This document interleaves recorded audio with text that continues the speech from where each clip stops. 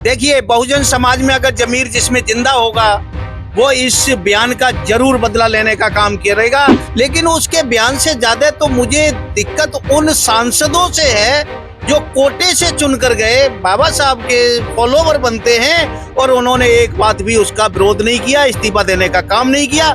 मैं उन सांसदों को बार बार धिक्कार करता हूँ। और जिस दिन बीजेपी की सरकार जाएगी, बहुजन समाज पार्टी की सरकार आएगी, उस दिन अमित शाह को जेल में ठूसने का काम करें। देखिए, कांग्रेस का बाबा साहब का नाम लेना बड़ा ही दुर्भाग्यपूर्ण है।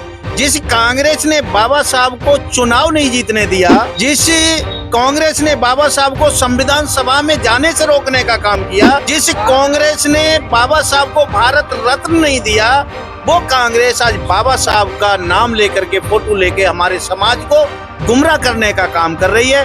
उसका सिर्फ मतलब है कि बहुजन समाज के वोटों को लूटा जाए। और मैं बता देना चाहता हूँ, कांग्रेसियों ने तो यहाँ तक बोल दिया था कि अम्बेडकर के लिए तो संविधान सभा के दरवाजे तो छोड़, हमने खिड़की भी बंद कर रखी है। और जो उसने बोला भगवान का नाम लेते, मैं बता देना चाहता हूँ कि बहुजन समाज का अगर कोई असली भगवान है तो बाबा साहब बी.आर. अम्बेडकर हैं। और किसी भगवान ने हमारे उत्थान के लिए कोई काम नहीं किया, ना मैं किसी को भगवान मानता हूँ। और जो गुलाम बने बैठे हैं आरएसएस के, उनसे तो हम कभी उम्मीद रखते नहीं हैं। अगर उनसे उम्मीद होती तो जिस दिन अमित शाह ने बयान दिया था, उसी दिन उनको कुर्सी को लात मार करके बाहर हो जाना चाहिए।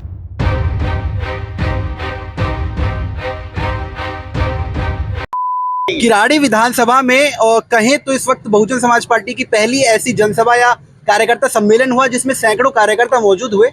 इस वक्त हमारे साथ कैलाश चंद्र माथुर जी और महावीर सिंह दिवाकर जी मौजूद हैं, जो लगातार बसपा के, आप जहां भी हर मंच पर जाओगे देखने को मिलेंगे। साहब के संसद में जो बयान दिया गया बाबा साहेब अम्बेडकर के खिलाफ, क्या कुछ कहना चाहेंगे अमित शाह को? सर, मैं उसकी, देखिए, बहुत कड़े शब्दों में उसकी निंदा करता हूँ।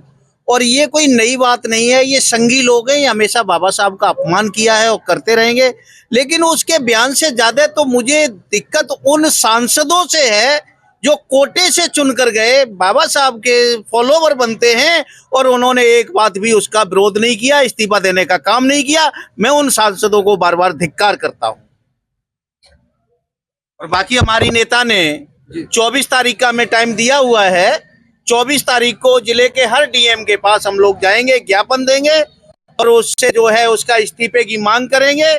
और जिस दिन बीजेपी की सरकार जाएगी, बहुजन समाज पार्टी की सरकार आएगी, उस दिन अमित शाह को जेल में ठूसने का काम करेंगे। अब जो बीजेपी और कांग्रेस है वो दोनों एक दूसरे के ऊपर आरोप लगा रहे हैं कि किसी ने भी बाबा साहेब का सम्मान नहीं किया। वहीं बसपा की मायावती का जो बयान आया, कितना महत्वपूर्ण है इस वक्त? देखिए, कांग्रेस का बाबा साहब का नाम लेना बड़ा ही दुर्भाग्यपूर्ण है।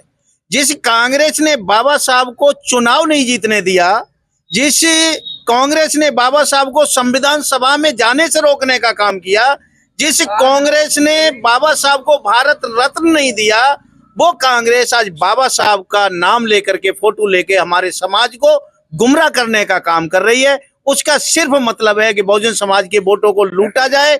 और मैं बता देना चाहता हूँ, कांग्रेसियों ने तो यहाँ तक बोल दिया था कि अम्बेडकर के लिए तो संविधान सभा के दरवाजे तो छोड़, हमने खिड़की भी बंद कर रखी है। फिर भी बाबा साहब अपनी काबिलियत के दम पे संविधान सभा में अंग्रेजों के माध्यम से संविधान सभा गए और उन्होंने देश का संविधान लिखने का काम किया। और जो उसने बोला भगवान का नाम लेते, मैं बता देना चाहता हूँ कि बहुजन समाज पार्टी का अगर असली भगवान, बहुजन समाज का अगर कोई असली भगवान है तो बाबा साहब बी.आर. अम्बेडकर हैं। और किसी भगवान ने हमारे उत्थान के लिए कोई काम नहीं किया, ना मैं किसी को भगवान मानता हूँ। हमारे भगवान हमारे बहुजन समाज के महापुरुष हैं, चाहे वो छत्रपति साहू जी महाराज हो, ज्योतिबा राव फूले हो, पेरियर रामानायकर स्वामी हो, या बाबा साहब अम्बेडकर हो, या मानवर काशीराम जी हो। अकेले बाबा साहब की बात नहीं है, किसी भी महापुरुष का अपमान हम बर्दाश्त नहीं करेंगे, उसका कड़े शब्दों में विरोध करेंगे। दिल्ली विधानसभा चुनाव में ये मुद्दा कितना बड़ा होने वाला है? क्या दलित और बहुजन समाज का जो व्यक्ति है वो इस अपमान का बदला लेगा वोट की चोट से? देखिए, बहुजन समाज में अगर जमीर जिसमें जिंदा होगा वो इस बयान का जरूर बदला लेने का काम करेगा। और जो गुलाम बने बैठे हैं आरएसएस के, उनसे तो हम कभी उम्मीद रखते नहीं हैं। अगर उनसे उम्मीद होती तो जिस दिन अमित शाह ने बयान दिया था, उसी दिन उनको कुर्सी को लात मार करके बाहर हो जाना चाहिए था। उन लोगों से, गुलामों से हम कोई उम्मीद नहीं रखते, लेकिन जो अंबेडकरवादी हैं, जितने बाबा साहब के सच्चे अनुयायी हैं, वो उनको आईना दिखाने का जरूर काम करें। अब दिल्ली विधानसभा चुनाव में बसपा की क्या तैयारियां हैं? बसपा किस तरीके से खुद को प्रेजेंट करिए, क्या मुद्दे लेकर आने वाली है? देखिए, दिल्ली में मुद्दे ही मुद्दे हैं और किसी को लाने की जरूरत नहीं है। बहुजन समाज पार्टी पूरे तैयारी के साथ इस चुनाव को लड़ने जा रही है। बड़ी साजिश के तहत हमारे पार्टी का वोट जो लूटने का काम किया गया था, झूठ बोलकर, अन्ना हजारे जी के द्वारा लोकपाल का लालच देकर के और ये फ्री का जो लालच देकर के, उसकी कलई खुल चुकी है केजरीवाल जी की।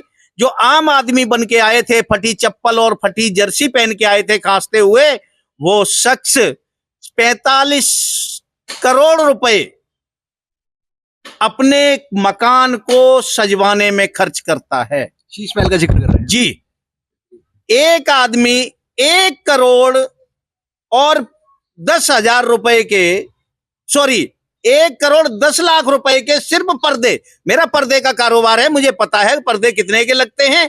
1 करोड़ 10 लाख रुपए के पर्दे का बिल है, 6 करोड़ का मार्बल का बिल है, और सोने के टॉयलेट पे बैठ करके वो लैट्रिन करने का काम करता है। लेकिन है तो आम आदमी। अरे, पर आम आदमी ऐसे सबको बना दिया जाए?